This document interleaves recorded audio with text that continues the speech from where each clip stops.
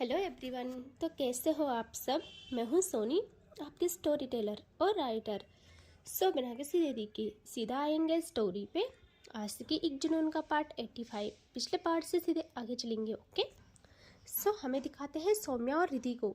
रिधि ने सौम्या की कलाई पे अपने प्यार का निशान बांध दिया था। यहाँ सौम्या तो उसे देखती रहती है बस, और फिर अजीब तरह से मुस्कान सजाती है अपने होठों पे और कहती है, ओहो ये क्या तरीका है। रिधि कहती है, क्यों ये तरीका तुम्हें पसंद नहीं आया। वैसे पसंद आए ना आए मुझे इससे मतलब नहीं, मुझे सिर्फ इससे मतलब है कि तुम इसे हर वक्त अपनी कलाई पे बांधते फिरोगे। सौम्या देखती है रिधि को प्रॉपर और कहती है, अगर मैं कहूँ कि नहीं तो। यह रिधि कहती है, तो मेरे राजा मैं आपको दूसरे ही पल ऐसे प्यार की निशानी दूंगी कि आप चाह के भी उसे मिटा नहीं पाओगे। सौम्या कहती है, ओह और वो क्या है।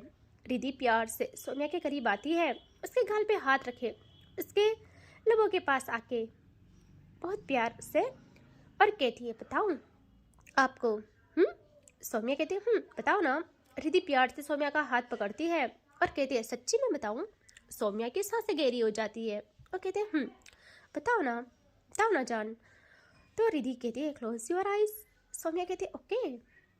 और उसने बस अपनी आंखें बंद की थी कि दूसरे ही पल सौम्या के हाथ पे इतनी जोर से दर्द होता है ना कि वो चिल्लाती है और पूरे रूम में आवाज़ गूंजती है, क्योंकि रिधि ने उसकी कलाई पे अपने प्यारे प्यारे दांतों से घड़ी बांध दी थी। और रिधि जल्दी से वहाँ से ये कहते हुए उठ जाती है कि लो दे दी निशानी। सौम्या दर्द से देखती है रिधि को और रिधि कहती है, बहुत शौक है ना फ्रेंडशिप बैंड बांधने का, बंधवाने का, ये उसकी सजा है।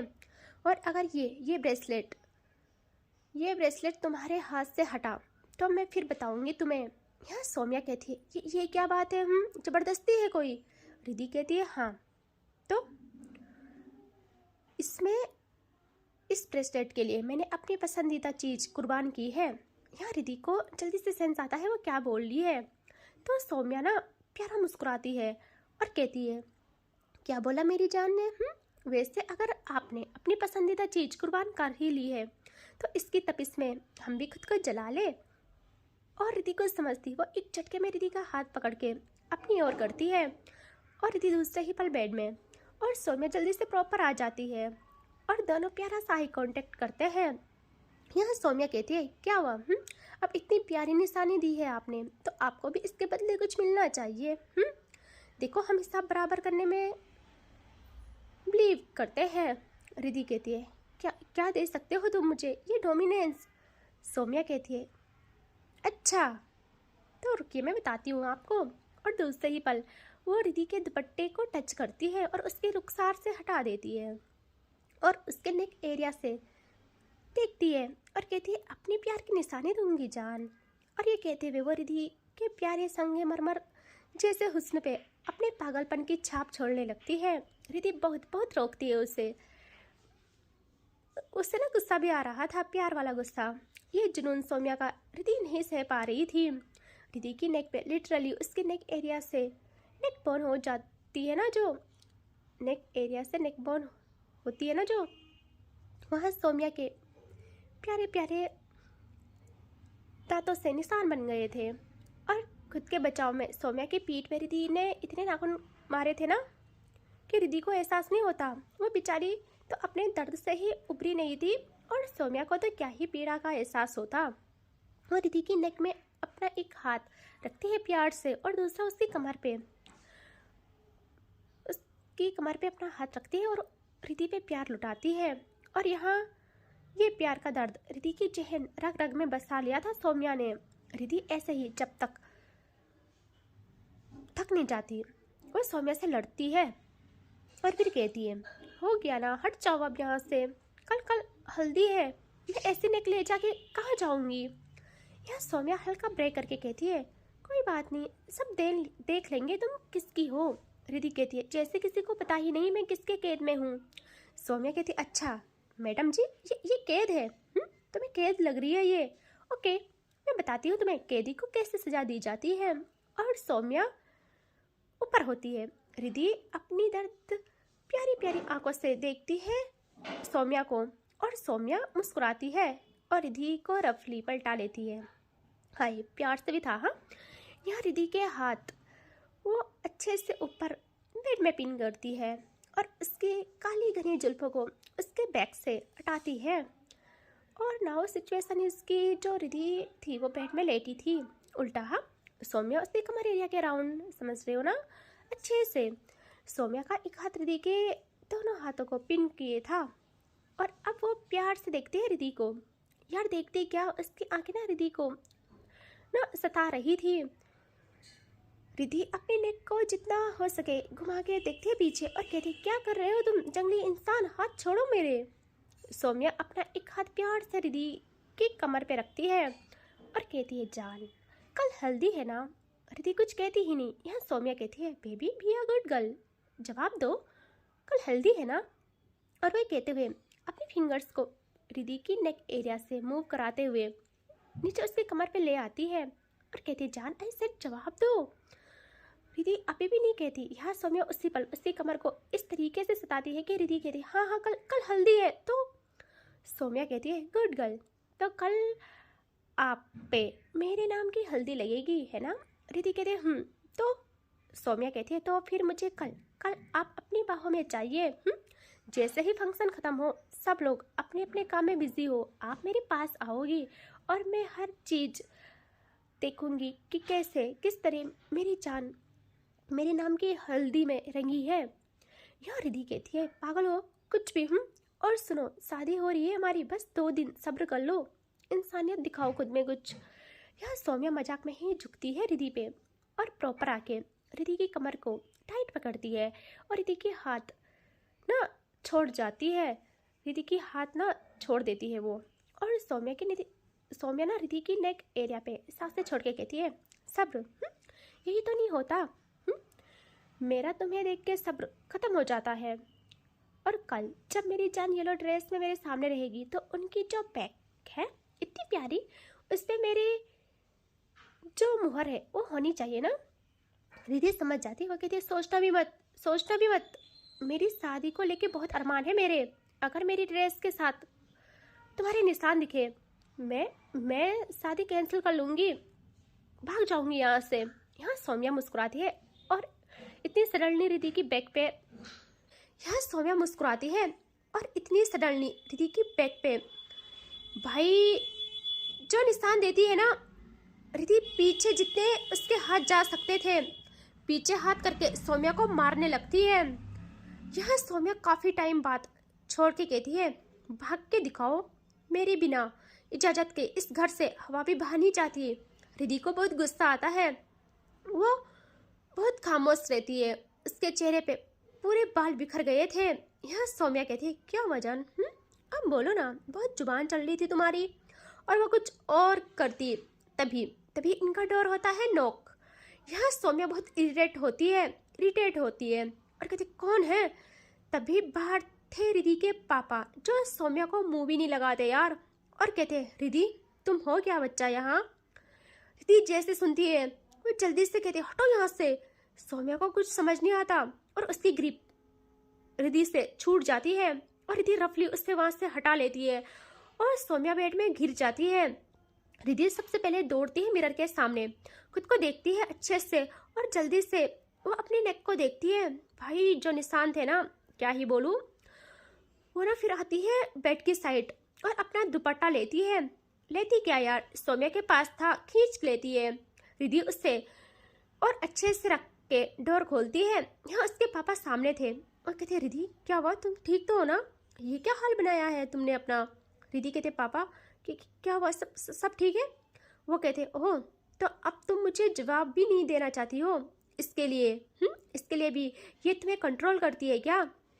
रिधि कहते, पापा आप बिना कैसी बातें कर रहे हो। यहाँ वो कहते हैं, तो कैसी बातें करूँ, वैसे एनीवे छोड़ो ये सब। ये जगह ऐसी है कि ठंड चरम पे है, तुम्हारी माँ को आते ही कोल्ड हो गया है, थोड़ा अपनी माँ पे भी ध्यान दो, इतने टाइम बाद मिले हैं, या बस इसकी ही सेवा करनी है तुम्हें। वैसे रिधि मैं तुम्हारी जिद पे झुका हूँ, वरना तुमने जो हाल किया है खुद का यहाँ आके, मुझे देखकर ही खुद पे गुस्सा आता है कि क्यों मैं तुम्हें इस नरक में रहने दे रहा हूँ। रिद्धि कहती है पापा सब ठीक है, मैं खुश हूँ बहुत ज़्यादा। वो कहते हैं दिख रहा है ये बिखरे बाल बिगड़ा हाल सब इसकी बदौलत है ना। यह रिद्धि जल्दी से देखती है पीछे जहाँ सौम्या बस इन्हें देखे जा रही थी और अपनी आंखों में अजीब गुस्सा लिए खुद को कंट्रोल कर रही थी।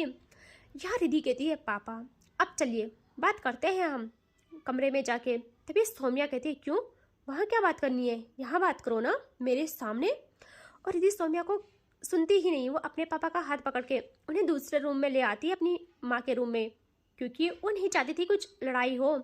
और सौम्या को गुस्सा आता है बट फिर भी वो कंट्रोल करती है। और अब हमें दिखाते हैं रात का सीन जहाँ सब खाना खाने के लिए बैठे थे। उस वक्त के बाद रिद्धि रूम में नहीं आई थी। दोपहर से शाम हो गई थी और शाम से रात हो जाती है बट रिद्धि रूम में नहीं आती। सौम्या को दिखती तक नहीं यार। सौम्या को गुस्सा भी था क्योंकि उसे रिद्धि के बिना अब एक भी पल चैन नहीं पड़ता था। अभी सौम्या बैठी थी बट रिद्धि नहीं आई थी। सौम्या की नज़र बस सीढ़ियों पे थी कि कब वो रिद्धि को देखे। एंड बहुत टाइम के बाद फाइनली रिद्धि अपने घर वालों के साथ आ जाती है और सौम्या जैसे देखती है उसके दिल में ठंडक पड़ती है कि चलो खैर है, अब खाना खा के हम सब अपने रूम में चले जाएंगे। यह सौम्या जल्दी से अपने बगल की सीट को चेयर को पीछे करती है जैसे वो रिद्धि को देखती है, लेकिन रिद्धि के पापा रिद्धि का हाथ जल्दी से पकड़ के अपने पास बिठा लेते हैं। और रिद्धि के बगल तनु थी और एक साइड उसके पापा, फिर मम्मा और फिर सब लोग थे। रिद्धि भी थोड़ा अजीब महसूस करती है क्योंकि वो सौम्या के पास आना चाहती थी बट उसके पापा ने उसे अपने साथ बिठा लिया था। लेकिन उसे लगता है कि इतने टाइम बाद मिले हैं घर वाले, मुझे भी अपनी फैमिली के साथ टाइम स्पेंड करना चाहिए। वैसे भी फिर शादी हो जाएगी तो सब सौम्या के अकॉर्डिंग ही चलेगा। यहाँ सौम्या के हाथ अपनी बगल वाली चेयर पे जम जाते हैं और आंखें रिद्धि पे। रिद्धि एक नज़र देखती है सौम्या को और सौम्या आंखों से इशारे करती है कि यहाँ आओ। रिद्धि भी इशारों में ही कहती है कि बस आज की बात है और खाना खाने के बाद तो हम मिलेंगे ही ना। सौम्या फिर भी कहती है मैंने कहा यहाँ आओ। वो आंखों से ही इशारे कर रही थी बट रिद्धि को पता था कि आग लग गई है इससे और जब तक ड्रामा ना क्रिएट करे होश ठिकाने नहीं आएंगे इसके। और वो इस वक्त अपने घर वालों के सामने कोई ड्रामा नहीं चाहती थी। सोचती है कि रूम में जाके बात कर लेंगे हम, चाहे तो गुस्सा ही उतार देगी और क्या ही करेगी। वो अपने खाने पे फोकस करती है।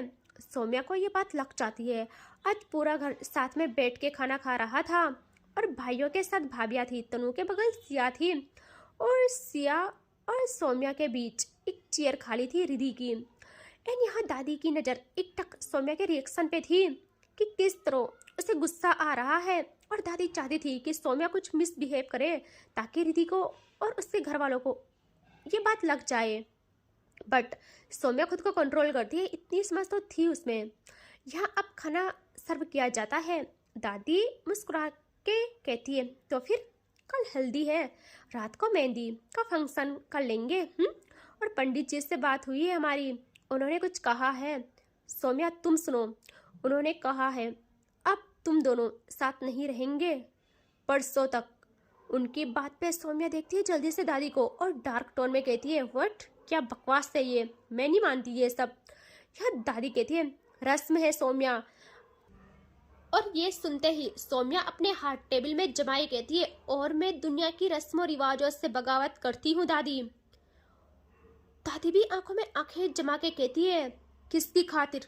सौम्या कहती है आपको और सबको पता है किसकी खातिर करती हूँ और मेरे सब्र या मेरे अच्छेपन की इंतहा मत लेना कोई, वरना। दादी भी गहरी टोन में कहती है मैं तुम्हारी ऐसी जिद भी मान गई हूँ और तुम हो कि। सौम्या कहती है कोई मानता या ना मानता, मैं इससे शादी करके रहती। वो ये बात रिद्धि के पापा को भी सुना रही थी और दादी कुछ कहती, तभी रिद्धि के पापा कहते हैं वाओ ग्रेट, मैंने तो सोचा था ये बदतमीजी सिर्फ हमारे साथ करती है, जिसने अपने घर वालों को तक नहीं छोड़ा दूसरों को क्या ही तजव्वुद देगी वो। और यहाँ रिद्धि अपने पापा का हाथ टाइट पकड़ती है और कहती पापा प्लीज शांत। यहाँ वो कहते क्या प्लीज, हाँ रिद्धि ये तुम्हारी पसंद है, ये है तुम्हारी पसंद है ना बात करने का तरीका, ना बड़ों का आदर, ना मर्यादा है इसमें कुछ। ये एक सन की इंसान है, सन की। यहाँ दादी उसके खिलाफ नहीं सुन सकती थी कुछ भी, एक भी लफ्ज़ नहीं। वो एकदम कहती है आप खामोश रहिए।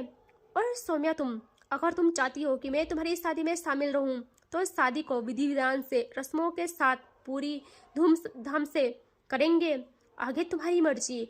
और वो खाने पे फोकस करती है। अब यहाँ सौम्या की आंखें बंद हो जाती है, बहुत कंट्रोल करती है वो खुद को। और वो रिधि के पापा को भी कुछ नहीं बोलना चाहती थी।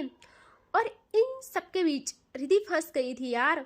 और सौम्या के बगल वाली चेयर तो खाली थी और उसके बगल सिया और तनु थे। सिया और तनु तो एकटक कभी रिधि को देखते तो कभी सौम्या को। यहाँ सौम्या उसी गुस्से में एक स्पून लेती है और खाते खाते उसका ध्यान जाता है रिधि पे और रिधि का उस पे। दोनों का छोटा सा आई कांटेक्ट होता है। तभी सौम्या को ना खांसी आने लगती है। रिधि घबरा जाती है और जल्दी से अपनी पानी का गिलास पकड़ती जो उसके सामने था कि उसी वक्त माही उसके सामने रखे गिलास को अपने पास लेती है और पीने लगती है मानो ये एक इत्तेफाक हो। और रिधि कुछ कर ही नहीं पाती, वो इधर उधर देखने लगती है। यहाँ सिया से नहीं देखा जाता और वो अपने सामने रखे पानी के गिलास को सौम्या की तरफ बढ़ाती है और सौम्या उस पानी को नहीं पीती और ना उस पे देखती है। एंड यहाँ तभी रिधि के पापा कहते हैं कि रिधि आपकी माँ की तबीयत खराब है ना, तो आज आप अपनी माँ के साथ ही रहिए। यहाँ सौम्या देखती है रिधि को, उसे लग रहा था रिधि मना करेगी, लेकिन बट वो कैसे कर सकती थी यार। पंडित जी ने भी कहा था और उसकी मम्मा के लिए भी तो कुछ फर्ज है ना। वो डॉक्टर होने के साथ साथ एक अच्छी बेटी भी थी। यहाँ फिर भी वो मना करती। तभी उसकी मम्मा की तबीयत ना थोड़ा खराब होने लगती है। रिधि ना नहीं सहन कर पाती और जल्दी से कहती है मम्मा आर यू ओके। और उनको ना सच में फीवर था यार। यह तनु ये सब देखती है, अच्छे से एक्सप्लोर करती है सब कुछ। वो धीरे से सिया के कान के पास कहती है क्या हुआ, यही सोचती हो ना कि तुम्हारी ये सन की इंसान कुछ कर क्यों नहीं रही है, इतनी खामोश क्यों है। यह सिया देखती है तनु को और तनु कहती है मुझे लगता है तुमसे ज़्यादा मैं अब इसे जानने लगी हूँ। यह सिया कहती है मतलब। तनु कहती है रुको मैं लाइव दिखाती हूँ तुम्हें। और सिया कंफ्यूज होकर देखती है तनु को कि क्या बोल रही है।